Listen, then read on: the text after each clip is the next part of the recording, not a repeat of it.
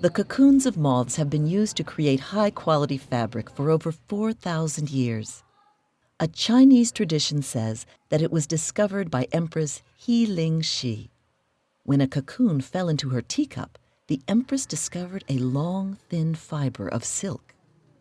The royal families of China loved silk and thought it was worth more than gold. The secret of its production was kept by China for 2,500 years. It is said that eventually the secret was taken away by a Chinese princess. One day, the princess left to get married in India.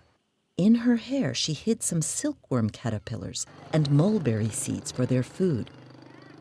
In the Vietnamese town of Vong Nguyen Yet, silk making has been an important business for over 1,200 years. Many of the village people keep silkworms in their living rooms. Each basket contains hundreds of silkworm caterpillars. This is the young or larval stage of a moth called Bombyx mori. Taking care of these caterpillars is hard work. The caterpillars have to eat every 2 hours during the day and every 3 hours throughout the night. They eat only mulberry leaves. The caterpillars live only 3 weeks and spend all their time eating. After 3 weeks, the caterpillars are placed on tree branches.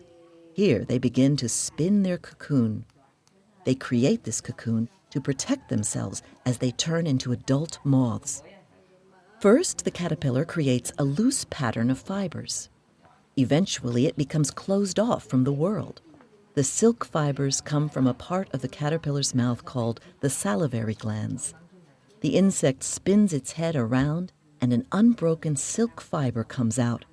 This fiber ranges from 400 to 600 meters long. To complete the cocoon, the caterpillar doesn't stop working for 3 days. The silk farmers cannot allow the caterpillar to become an adult moth. If it did, it would eat its way out and the silk would be broken. The cocoons must be brought to the spinning house before the cycle is complete. Throughout the village of Vong Nguyen Yet, people turn the cocoons into silk thread.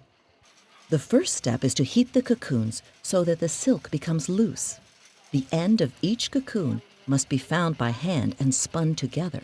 Usually, a single thread needs 10 or more cocoons. Vu Ti has been making silk for many years and is continuing a long tradition. Making silk is good work because it is the work of the ancestors. The silk being spun here is done in the old way, as it has been for many years. This machine over here makes it in the new way. The old spinning machines haven't changed much for over 1,000 years. The modern machine next to them has been designed for a finer, higher quality silk thread. It is much faster, but the ends of the silk fibers still have to be found by hand. Once the silk thread is made, it will leave Vong Nguyen Yet and be sent to the weaving town of Van Phuc. Here the silk is made ready for the weaving machines called looms. Small buildings here have machines from the 1940s. The process of weaving silk is very slow, and the machines must be watched all the time.